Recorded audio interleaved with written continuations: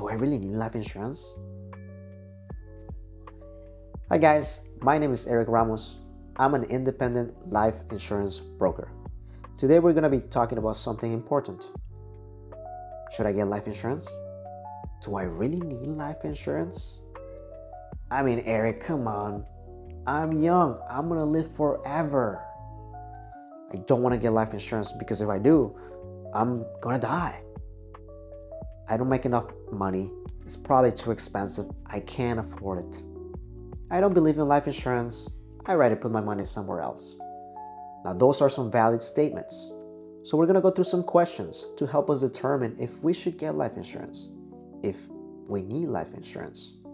I talk to a lot of people, and some people don't need life insurance. Let's get right to it. Question number 1. Do people depend on your income? Do you have family that depend on your income, like children, spouse, parents, nieces, nephews, grandchildren? If people depend on your income, you should probably get life insurance to replace your income. If people don't depend on your income anymore, maybe you don't need life insurance.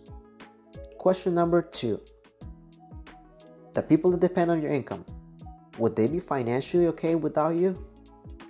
Or will they struggle? If you have enough assets built already and you feel like that's more than enough, you probably don't need life insurance. But if you feel like that's only going to last a couple months, maybe 6 months, and you don't know what would happen afterwards, you should probably get life insurance. And question number 3, are your final expenses or burial expenses covered? If you have enough money or your family has enough money to pay for your burial expenses, then save yourself some money.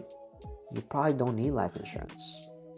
But if you don't have enough money to pay $15,000 with a check or so, or you don't want your family to pay for it even though they could, then you should get life insurance.